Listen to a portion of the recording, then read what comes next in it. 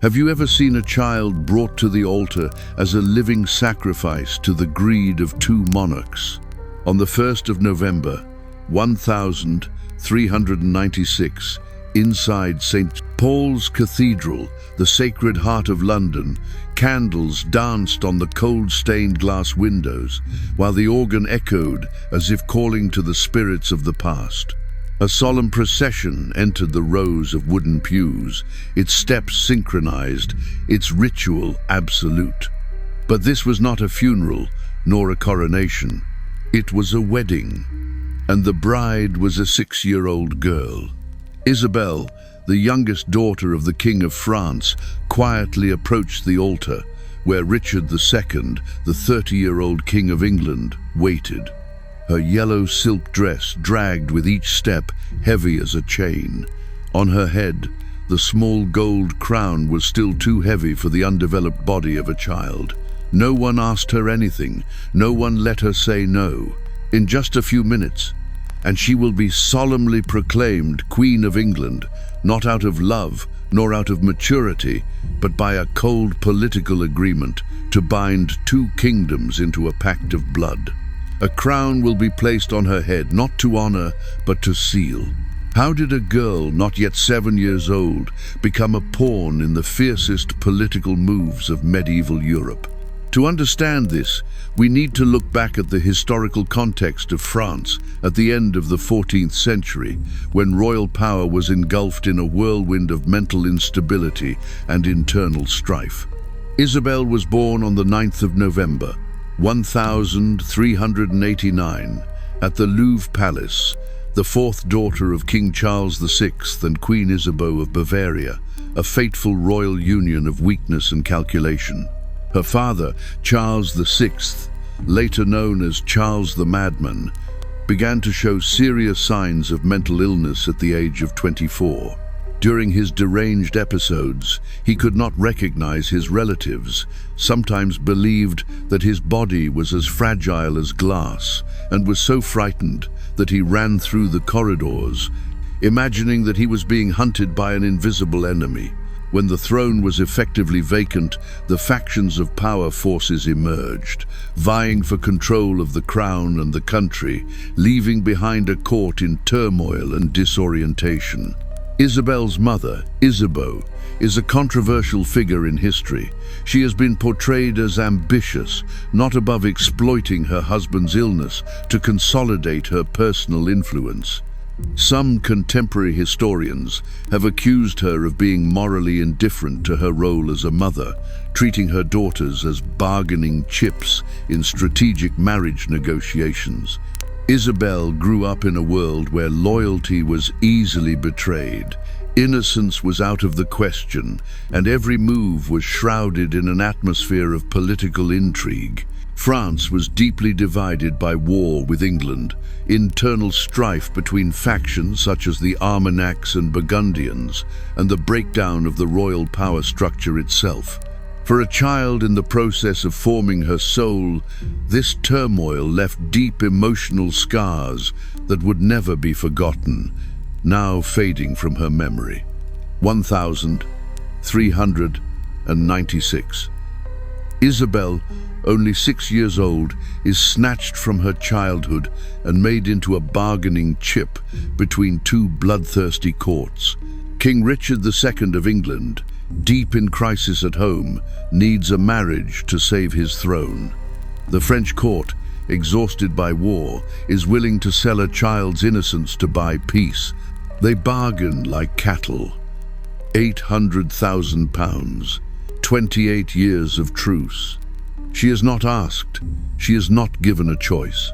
The ambassadors argue not about her dignity, but about whether 6 is too young to be queen. Some advise waiting until she is 12, but Richard is desperate, and that desperation crushes Isabelle's childhood. October, the deal is signed. Isabelle is no longer a princess. She is an investment, a political gift offered on the altar of power. A child torn from her mother, dressed in a dress, married to royalty, to enter a life where no one asked her opinion. Can you imagine that loneliness? 6 years old, married to a man in his late 30s, hostage to a temporary peace, and forgotten as if she had never been human.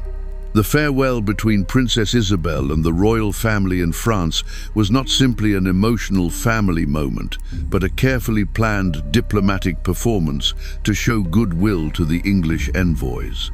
At the Louvre, Charles VI, who was in a rare state of lucidity, looked at his daughter with tearful eyes and gave his final blessing. Queen Isabeau of Bavaria, on the other hand, maintained her usual calm, viewing the sending of her daughter to England as a political victory. As for Isabelle, she seemed unable to grasp the magnitude of the event. In her young mind, the trip was a strange journey, one that would soon be followed by a return. Carrying with her a few small beloved objects, such as a few rag dolls, a puppy, and a few toys, she left the Louvre with a large escort. The group included nobles, ladies-in-waiting, and a guard of guards who were responsible for guarding the treasures and valuables. The journey across the sea from Calais to London took many years. The week was marked by a series of grand receptions in major towns across England. In each place, local officials competed to hold elaborate ceremonies to curry favor with the court. But for Isabelle, the extravagance and crowds only made her more fearful. She often cried and begged to be taken back. In London, Richard II held a wedding ceremony that rivaled any royal ceremony ever held in Europe. St. Paul's Cathedral was decorated with French and English textiles, combining colors as a symbol of the union between the two peoples. Thousands of flickering candles, mostly brought from France, filled the nave, while a choir sang in Latin interspersed with French. The wedding was not only for his subjects, but also to demonstrate to Europe that England had won peace through diplomatic wisdom. Richard, at 29, was known for his sophistication and love of the arts. His deep affection for his first wife made him uneasy about marrying her young. However, political pressure forced him to put his personal feelings aside. During the ceremony, young Isabelle barely spoke, frozen in the strange and magnificent surroundings. The Archbishop of Canterbury had to humble himself to place the wedding ring on her little finger, while she still looked around, looking for familiar faces that were absent. The title Queen of England was proclaimed in awkward silence and quiet fear. Fortunately, the court treated her with the caution due to her age. Richard allowed her to study with French tutors, maintain the familiar protocol, and live in separate quarters at the Palace of Westminster, where she was cared for more like a noble child than a wife. The young queen's youthful joy was crushed in September 1399, when Richard II's throne was usurped in a political turmoil. Under pressure from Henry Bolingbroke, Richard was captured, deposed, and finally died quietly in the darkness of Pontefract Castle without witnesses, without funerals, only the silence of death as the end of a collapsed dynasty. Isabelle, then only a child of 10, suddenly became a widow, a title 1,000 times heavier than her age. Richard's death not only ended a marriage that had never been consummated, but also left an irreparable rift in the heart of the English court. Isabelle was considered a legal wife, but never a real spouse, had no children, no power, and the huge dowry of £800,000 had been dissipated without a trace. Returning her to France meant confessing her destruction, a legacy of honor and money. To Henry IV, the newly crowned king, Isabelle was not a person, but a piece of property with some use. He kept her as a prized prisoner in a gilded cage, hoping one day to gain leverage in his negotiations with France. For 3 years, she lived like a shadow within the cold walls of Havering Castle. No chains, no guards, but every day was a sentence. The 10-year-old girl wrote tearful letters to her mother, silent cries for help that no one answered. "I write in tears," she pleaded with her father, because I am imprisoned here like a forgotten person, with nothing left of me, no hope of ever returning."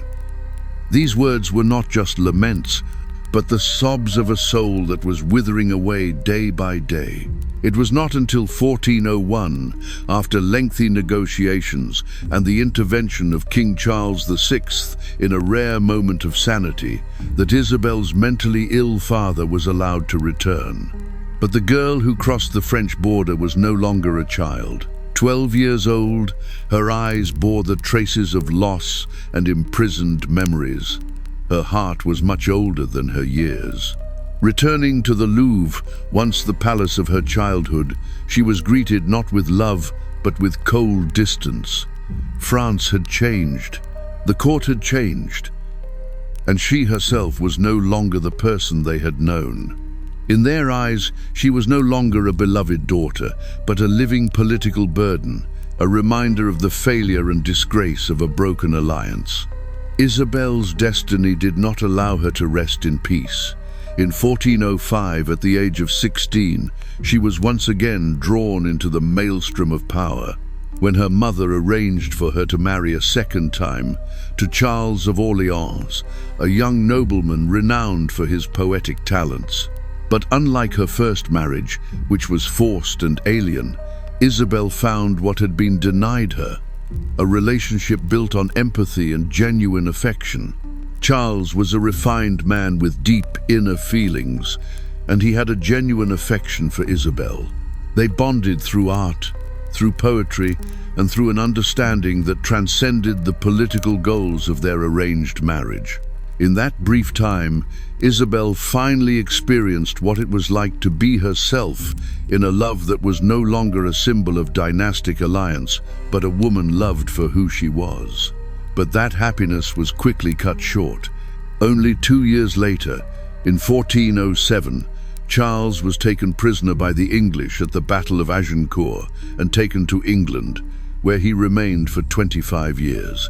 Isabelle was again separated, and this time isolated, as she lost her spouse and returned to a life of dependence on the French court. She was deprived of love twice. For the rest of her life, Isabelle played a quiet but profound role at the French court, devoting much of her time to humanitarian work and nurturing her artistic life. Her bitter experiences as a child and as queen gave her a deep insight into the world of power and diplomacy, knowledge that, while unobtrusive, she passed on quietly as an informal advisor to her family members. In 1409, she gave birth to her first and only child, Joan of Orleans, a girl who grew up without ever knowing her father, childhood.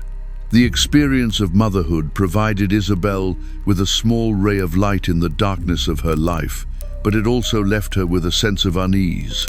She knew that her daughter might become a tool in political deals, just as she had been. Isabelle died that same year, in 1409, at the age of 20, from complications after giving birth. In her short life, Isabelle never had the chance to live out her own wishes. She was forced into marriage at the age of 6, widowed at 10, isolated at the English court from 12, remarried in court intrigue at 16, and effectively widowed again at 18 when Charles was captured. When she died, her death was not well recorded by the historians of the time, a strange silence compared to the splendor of her first marriage. She fulfilled her assigned role in dynastic alliances, but never lived for herself. Isabelle is more than a princess. She is a living testament to the human cost of power over childhood. Her story reveals one of the darkest sides of medieval royal politics, a system in which women, especially girls born into the nobility, were not seen as human beings with feelings and desires, but as diplomatic gifts to be arranged, consigned, and sacrificed. From the moment she was born, Isabelle's life was dictated by the interests of powers in which she had no say. At just 6 years old, she was forced to take on a role traditionally reserved for adults, a symbol of a peace treaty, a fledgling queen forced to perform a duty her young heart could not understand. She had no childhood, only duty. Isabelle's experience reveals a terrifying reality, that entire societies can easily rationalize the stifling of childhood innocence to serve the goal that adults call peace. But is that peace really peace if it is built on the silent brokenness of a child? More than 6 centuries have passed, and the name Isabelle still makes people shudder, not because of her greatness, but because of the invisible cruelty she represents. She has become a symbol of the vulnerability of childhood before the heartless machines of power. Every treaty, every royal marriage in history can hide a young soul that is silently sacrificed. The little girl became queen at the age of 6 and had to pay with her own happiness, body, and life, just so that adults could shake hands.